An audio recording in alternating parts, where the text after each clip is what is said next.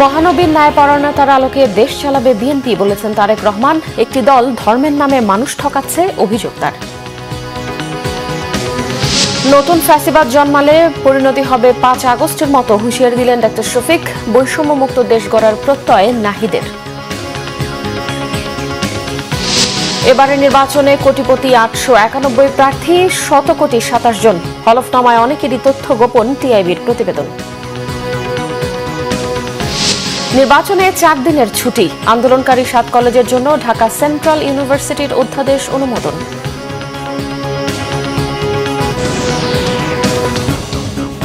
দেখছিলেন crown cement সংবাদ শিরোনাম।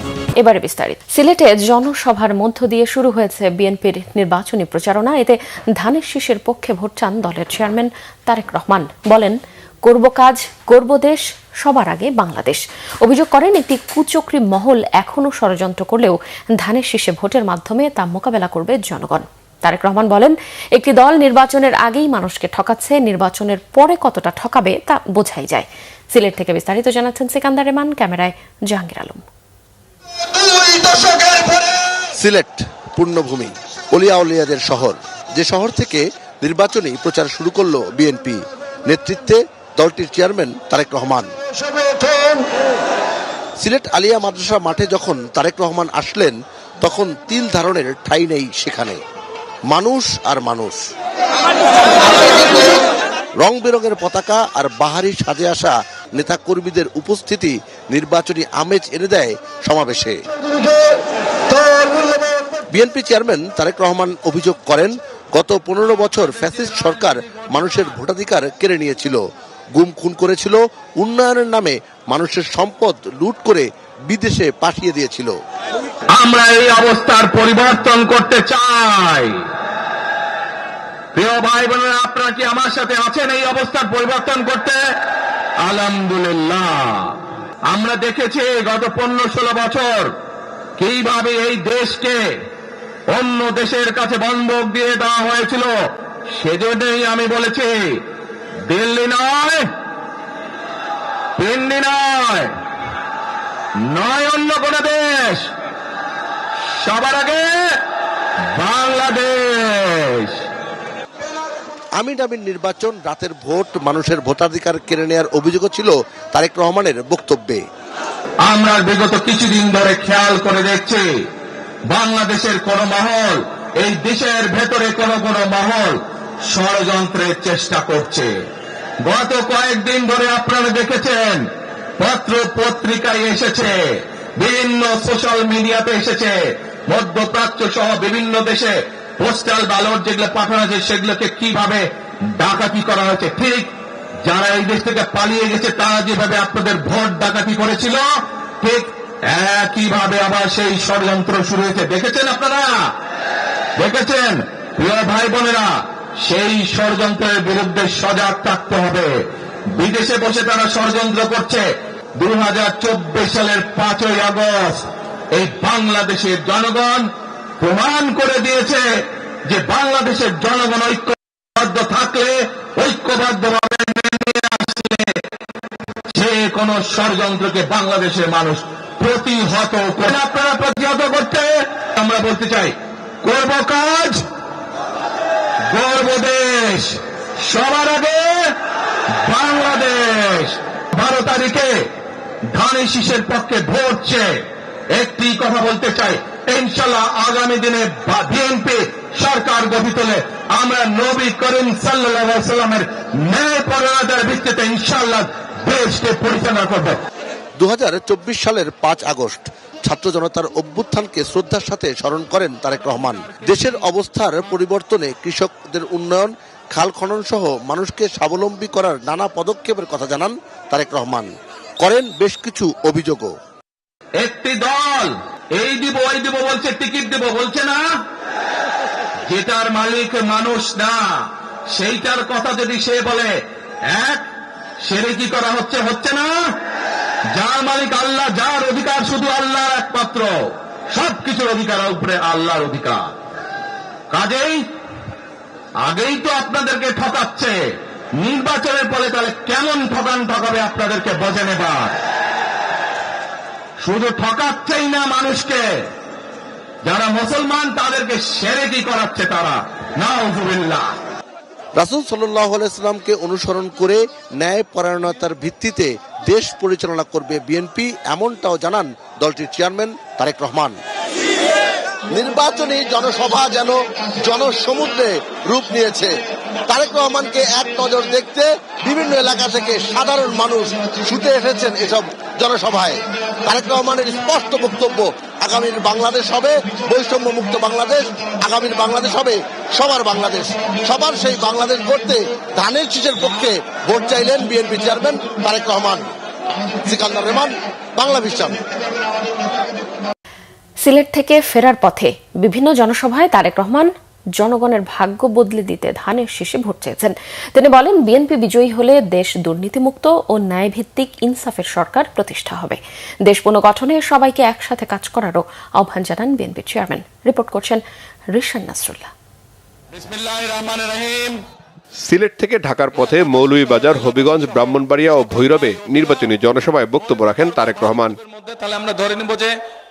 মৌলভীবাজারের শেরপুরে আইনপুর খেলার মাঠে সমাবেশে তারেক রহমান বলেন, দেশ বাঁচাতে হলে 12 ফেব্রুয়ারি নির্বাচনে ধানের শীষে ভোট দিতে হবে। জানান, এই নির্বাচনের মাধ্যমে দেশে গণতন্ত্রের সূচনা করতে চায় বিএনপি। যখন ধানের শীষ ক্ষমতায় ছিল, প্রত্যেক মানুষ মন খুলে কথা বলতে পেরেছে, সরকারের সমালোচনা করতে পেরেছে। যদি কোনো ভুল হয়ে থাকে সরকারকে বলতে হয়েছে। কোন মানুষ গুমের শিকার হয়নি, খুনের শিকার হয় নাই। যখনই দেশে ধানের শীষের সরকার ছিল তখনই আমরা দেখেছি এলাকার মানুষের উন্নয়ন হয়। যখনই ধানের শীষের সরকার ছিল তখনই আমরা দেখেছি নারীদের, আমাদের মেয়েদের শিক্ষার ব্যবস্থাকে ফ্রি করে দেওয়া হয়। যখনই ধানের শীষের সরকার ছিল আমরা দেখেছি কৃষক ভাইদের 5,000 10,000 টাকা পর্যন্ত কৃষি লোন মওকুফ করে দেওয়া হয়। এরপর হবিগঞ্জের শায়েস্তাগঞ্জের জনসভায় যোগ দেন তারেক রহমান। বিএনপি চেয়ারম্যান বলেন, দুর্নীতি নির্মূল সহ বিভিন্ন পরিকল্পনা বাস্তবায়ন করতে হলে 12 ফেব্রুয়ারি ধানের শীষে ভোট দিতে হবে। জনগণের সরকার প্রতিষ্ঠিত হওয়া দরকার এবং জনগণের সরকার প্রতিষ্ঠিত হলে একমাত্র জনগণের ভাগ্য পরিবর্তন হতে পারে এবং জনগণের ভাগ্য পরিবর্তন করতে হলে আমাদের দরকার এই যে আগামী 12 তারিখে যে নির্বাচন, এই নির্বাচনে অনেকে বলে ফজরের নামাজ পড়ে গিয়ে ভোটের লাইনে দাঁড়াতে হবে। আমি বলি না, ফজর না, এবার আপনাদের সবাইকে তাহাজ্জুদের নামাজ পড়তে হবে। তাহাজ্জুদের নামাজ পড়ে প্রস্তুতি নেবেন যাওয়ার জন্য। ফজরের নামাজের আগে দরকার হলে ভোট কেন্দ্রের সামনে গিয়ে আপনারা ফজরের নামাজ পড়বেন, জামাত করে ফজরের নামাজ পড়বেন। বুধবার রাতে ব্রাহ্মণবাড়িয়ার সরাইল উপজেলার কুট্রাপাড়া খেলার মাঠে তারেক রহমান বলেন, আগামী 12 ফেব্রুয়ারি দেশের মানুষের হারানো ভোটাধিকার পুনরুদ্ধারের দিন। যেখানে সঠিক মার্কা, সেই সঠিক মার্কায় সিল মারতে হবে। পরে ভৈরবে জেলা বিএনপি আয়োজিত জনসভায় যোগ দেন তারেক রহমান। সেখানে তিনি বলেন, ভোট নিয়ে এখনো ষড়যন্ত্র চলমান। গত 15 বছর যেমন আমির নির্বাচন হয়েছে, নিশিরাতের নির্বাচন হয়েছে, মনে আছে না? মনে আছে, আপনাদের ভোট দিতে দেয় নাই। ঠিক একইভাবে এইবার আবার ষড়যন্ত্র শুরু হয়েছে একটা দলের। পত্রিকার খবরে এসেছে, এই যেই ভোটের অধিকার আমরা অর্জন করেছি, শুধু ভোট দিলেই আমাদের এবার চলবে না। এই ভোট দেওয়ার মাধ্যমে আমাদেরকে নিশ্চিত করতে হবে। বৃহস্পতিবার সন্ধ্যা 7টায় জনসভায় যোগ দেওয়ার কথা থাকলেও রাত 2:15 নরসিংদীতে পৌঁছান তারেক রহমান।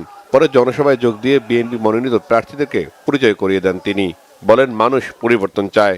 এই আগামী মাসের 12 তারিখে যে নির্বাচন, এই যে নিজের ইচ্ছা মতন, নিজের চিন্তা মতন যে ভোট দিবেন, এই অধিকারটা আদায় করার জন্য এই পরিবারের সদস্য যারা গুমের শিকার বা খুনের শিকার হয়েছে বা জুলাই যুদ্ধ হয়েছে, তারা সেই ব্যাগটা স্বীকার করেছিল। আপনারা যেরকম এখানে দাঁড়িয়ে আছেন, অপেক্ষা করছেন, হাজার হাজার মানুষ, একটা জায়গায় 1 মাইল রাস্তা আমি পাইনি যে ফাঁকা ছিল, শুধু মানুষ শুধু দাঁড়াচ্ছে, আমাকে দাঁড় করাচ্ছে, কথা বলতে যাচ্ছে। কেন? এই সব মানুষ ব্যক্তি পরিবর্তন চায়। সবশেষে রূপগঞ্জের জনসভায় বক্তব্য দিয়ে শুক্রবার ভোরে ঢাকায় ফেরেন তারেক রহমান। রিশান নাসরুল্লাহ, বাংলা ভিশন, ঢাকা। বাবা মায়ের কবর জিয়ারত করে নির্বাচনী প্রচারণা শুরু করলেন ঢাকা ৮ আসনের বিএনপির প্রার্থী ও দলের স্থায়ী কমিটির সদস্য মির্জা আব্বাস। সংসদ সদস্য পদে জয়ী হলে অতীতের মতো ভবিষ্যতেও এলাকার উন্নয়নে কাজ করার কথা জানান তিনি। এদিকে নির্বাচিত হলে এলাকার উন্নয়নে সবাইকে নিয়ে কাজ করার কথা জানিয়েছেন ঢাকা ৬ আসনের বিএনপির মনোনীত প্রার্থী ইশরাক হোসেন। প্রচারণায় প্রথম দিনেই ঢাকার অন্যান্য আসনেও ব্যাপক গণসংযোগ করে বিএনপির মনোনীত সংসদ সদস্য প্রার্থীরা। দিচ্ছেন নানা আশ্বাসও। মুহিবুল্লাহ মুহিবের রিপোর্টে থাকছে বিস্তারিত। সকালে শাহজাহানপুরে বাবা মায়ের কবর জিয়ারত করেন বিএনপির স্থায়ী কমিটির সদস্য ঢাকা ৮ আসনের প্রার্থী মির্জা আব্বাস।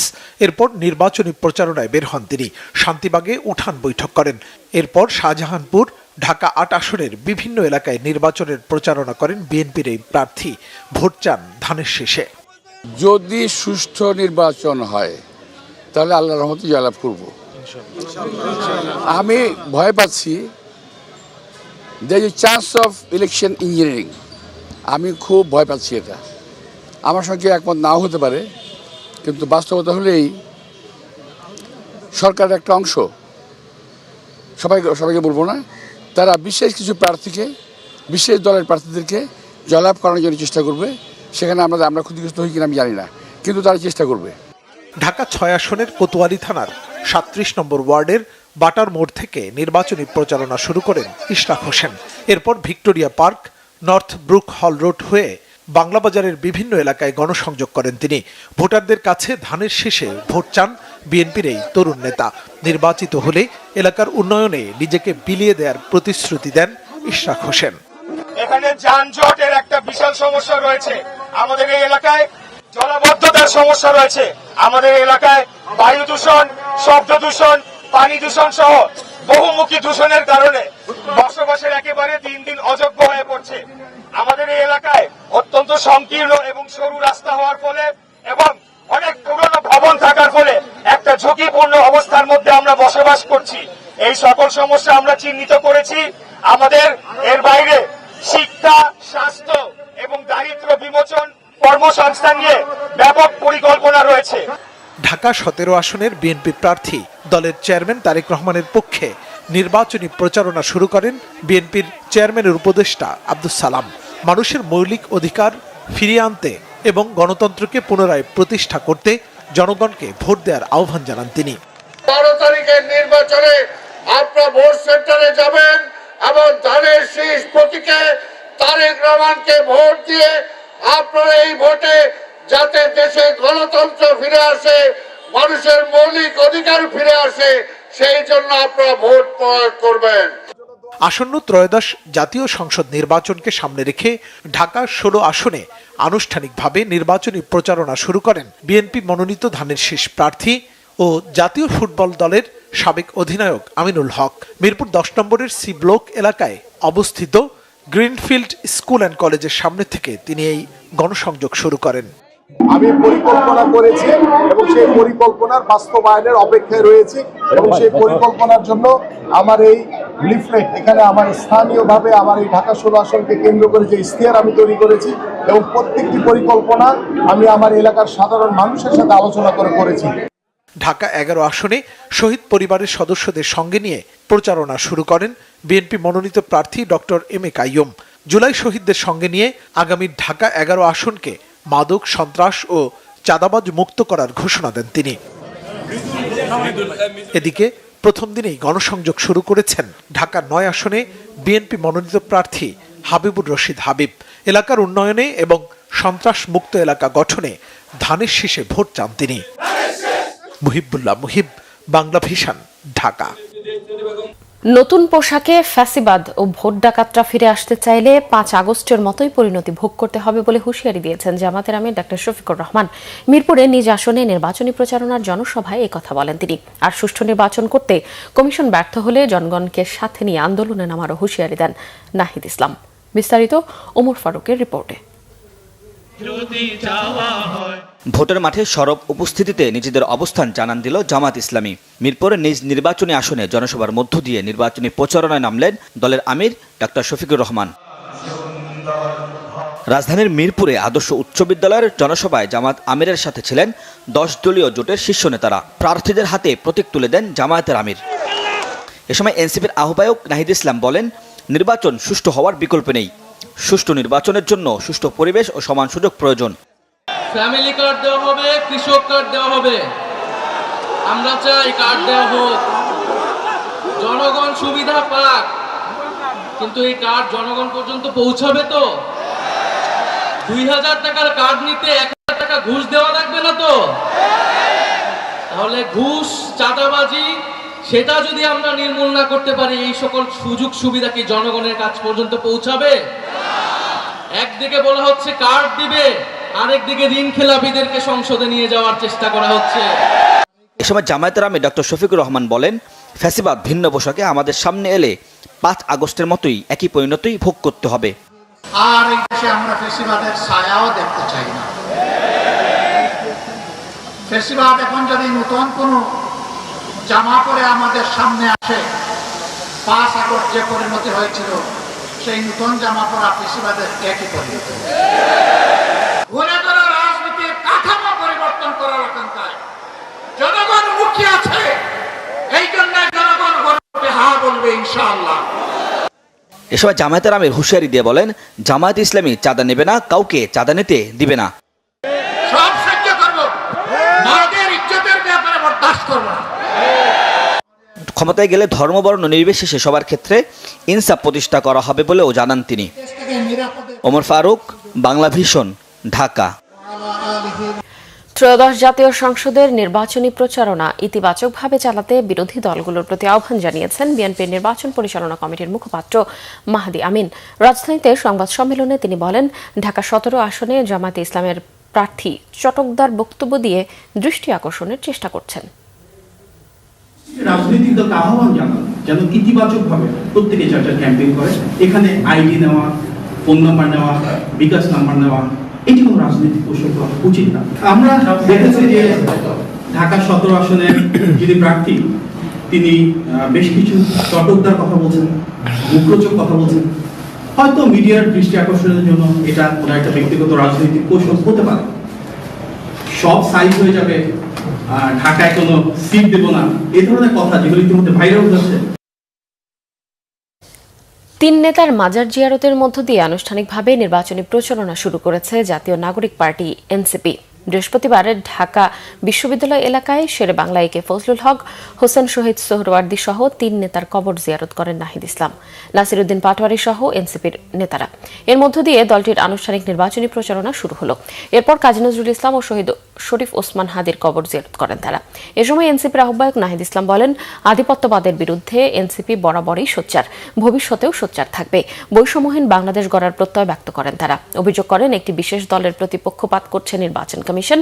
নির্বাচনে জয়ী হলে 10 দলীয় জোট সরকার গঠন করবে বলেও জানান তিনি। এদিন এনসিপির প্রচারণায় 3 নেতার মাজার থেকে শুরু হয়ে জাতীয় প্রেস ক্লাবে শেষ হয়। বিভিন্ন আনাচে কানাচে যে মাফিয়া গোষ্ঠী কাজ করে, যে চাঁদাবাজ সন্ত্রাস গোষ্ঠী কাজ করে, তাদেরকে নির্মূল করাই নাসিরউদ্দিন পাটোয়ারির প্রধানতম এজেন্ডা। দ্বিতীয়ত, শরীফ ওসমান হাদি ভাইয়ের হত্যাকাণ্ড এই ঢাকা হাটে হয়েছেন। তিনি এই ঢাকা হাটে স্বতন্ত্রভাবে লড়াই করেছিলেন, কোনো দল ছাড়া, কোনো কর্মী ছাড়া। উনি আজাদির পক্ষে, ইনসাফের পক্ষে একাই সাহস করে দাঁড়িয়ে গিয়েছিলেন গণতন্ত্রের পক্ষে। আমরা সেই শরীফ ওসমান হাদি ভাইকে আজকে স্মরণ করছি, ধারণ করছি, এবং এই হত্যাকাণ্ডের বিচারের দাবি এই ঢাকা 8 আসনে নাসিরউদ্দিন পাটোয়ারির অন্যতম এজেন্ডা। আসন্ন সংসদ নির্বাচনে প্রার্থীদের হলফনামায় অনেকেই প্রকৃত সম্পদের তথ্য গোপন করেছেন বলে জানিয়েছেন ট্রান্সপারেন্সি ইন্টারন্যাশনাল বাংলাদেশ টিআইবির নির্বাহী পরিচালক ডক্টর ইফতেখারুজ্জামান। কেউ কেউ বিদেশে কেনা সম্পদের সঠিক তথ্য দেয়নি বলেও জানান তিনি। প্রার্থীদের হলফনামা বিশ্লেষণ নিয়ে আয়োজিত সংবাদ সম্মেলনে এসব বলেন টিআইবি নির্বাহী পরিচালক। তিনি বলেন, 2 প্রার্থীর ব্রিটিশ নাগরিকত্ব থাকলেও তারা নির্বাচনী হলফনামায় তা উল্লেখ করেননি। এ ব্যাপারে দুর্নীতি দমন কমিশন, জাতীয় রাজস্ব বোর্ড ও নির্বাচন কমিশনকে জানাবে টিআইবি। তিনি আগে অভিযোগ করেন, অর্থ, পেশিশক্তি ও ধর্মের কাছে রাজনীতি জিম্মি।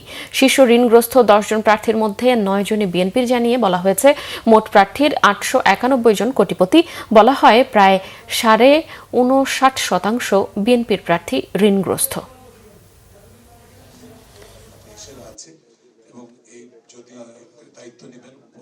আমাদের রাজনীতিতে অর্থ, পেশি এবং ধর্ম এই তিনটে একসাথে একাকার হওয়ার কারণে সুস্থ রাজনীতি কিন্তু এক ধরনের জিম্মি দশার দিকে যাচ্ছে। ক্রমাগতভাবে সুস্থ রাজনীতি রাজনৈতিক স্পেস বা রাজনৈতিক অঙ্গন থেকে কোন ঠাসা হচ্ছে, আর অসুস্থ রাজনীতির ধারক বাহক তুলনামূলকভাবে স্পেসটা বা অঙ্গনটা, রাজনীতির অঙ্গনটা দখল করে নিচ্ছে। নির্বাচনের আগের দিন সহ সাপ্তাহিক ছুটি মিলিয়ে নির্বাচনের সময় ছুটি থাকছে টানা 4 দিন।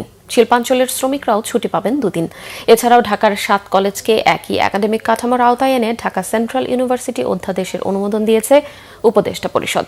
নতুন অধ্যাদেশের মাধ্যমে Dhaka college, Eden college, Badrunnesa, Suhrawardy, কবি নজরুল, বাংলা কলেজ ও তিতুমির কলেজ সংযুক্ত কলেজ হিসেবে পরিচালিত হবে। তবে কলেজগুলোর নিজস্ব পরিচয় যেন অক্ষুণ্ণ থাকে, তেমনি অবকাঠামো, স্থাবর অস্থাবর সম্পত্তির উপরও কলেজের অধিকার অক্ষুণ্ণ থাকবে।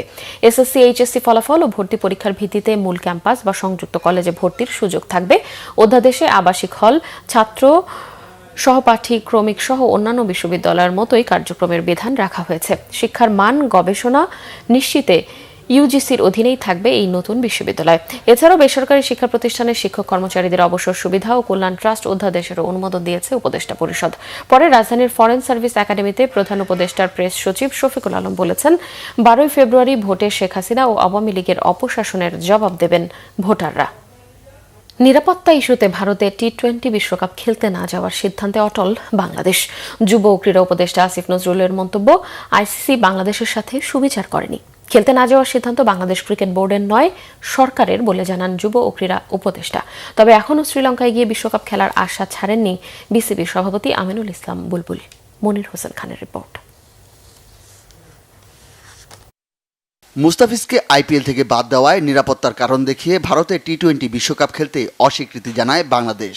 এরপর জলঘোলা হয়েছে অনেক। বুধবার আইসিসি বোর্ড মিটিংয়ে ভোটাভুটিতেও বাংলাদেশের দাবি গুরুত্ব পায়নি। আইসিসি সাফ জানিয়ে দেয়, বিশ্বকাপ খেলতে হলে বাংলাদেশকে ভারতেই যেতে হবে। বিরূপ পরিস্থিতিতে ক্রিকেটার ও বিসিবি কর্মকর্তাদের সাথে বৈঠক করেছেন যুব ও ক্রীড়া উপদেষ্টা আসিফ নজরুল। জানিয়ে দিয়েছেন, ভারতের নিরাপত্তা পরিস্থিতি আগে যা ছিল এখনও তাই আছে, তাই বাংলাদেশও ভারতে না যাওয়ার আগের সিদ্ধান্তে অটল। যেখান থেকে গ্রিভান্সটা, সেই ঘটনা নিয়ে আইসিসি কোনো স্ট্যান্ড নেয় নাই ঠিক মতো। এমনকি ভারত সরকারের পক্ষ থেকে যে আমাদের কনভিন্স করানোর চেষ্টা করা, কোনো রকম যোগাযোগের চেষ্টা করে নাই, কোনো রকম কনভিন্স করার চেষ্টা করে নাই। ফলে আমাদের ডিসিশন পরিবর্তন হওয়ার কোনো রকম স্কোপ নাই। আমরা এখনও আশা করব, আমরা মনে করি আমরা আইসিসি থেকে সুবিচার পাই নাই। আমরা আশা করব আইসিসি আমাদের জেনুইন সিকিউরিটি রিস্কটা সুবিবেচনার সাথে নিয়ে আমাদেরকে শ্রীলঙ্কায় খেলার সুযোগ করে দেবে। ক্রিকেটারদের সাথে আলোচনা করলেও তাদের অভিমত প্রকাশ করেনি যুব ও ক্রীড়া উপদেষ্টা। জানালেন, যে সিদ্ধান্ত এসেছে পুরোটাই সরকারের।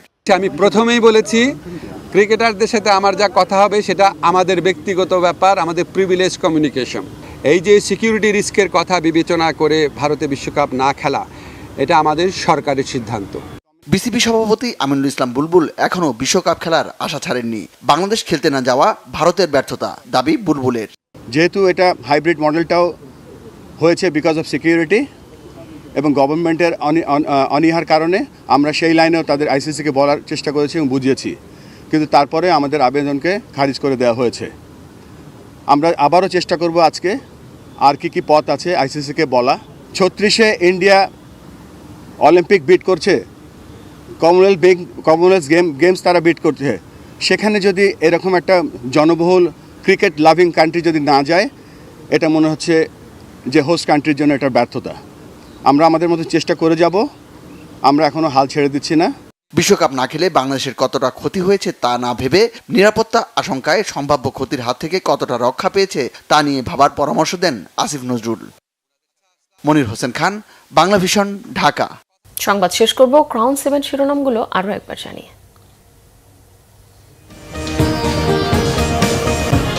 মহানবীর ন্যায়পরায়ণতার আলোকে দেশ চালাবে বিএনপি, বলেছেন তারেক রহমান। একটি দল ধর্মের নামে মানুষ ঠকাচ্ছে, অভিযোগ তার। নতুন ফ্যাসিবাদ জন্মালে পরিণতি হবে 5 আগস্টের মতো, হুঁশিয়ারি দিলেন ডক্টর শফিক। বৈষম্যমুক্ত দেশ গড়ার প্রত্যয় নাহিদের। এবারের নির্বাচনে কোটিপতি 891 প্রার্থী, 100 কোটি 27 জন। হলফনামায় অনেকেরই তথ্য গোপন, টিআইবির প্রতিবেদন।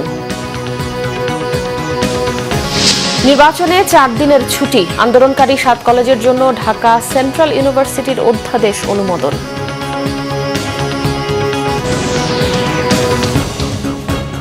এই ছিল এখনকার মতো। পরের সংবাদ সকাল 10টায়, এর আগে সকাল 9টায় রয়েছে নিউজ টপ 10 দেখার আমন্ত্রণ রইল। এছাড়া বাংলাদেশের সংবাদ ও সংবাদ সংশ্লিষ্ট অনুষ্ঠান দেখতে ভিজিট করুন www.bbnews24.com ও facebook.com/bangladeshi-news এবং সাবস্ক্রাইব করুন youtube.com/bangladeshi-news। এতক্ষণ সঙ্গে থাকায় ধন্যবাদ সবাইকে।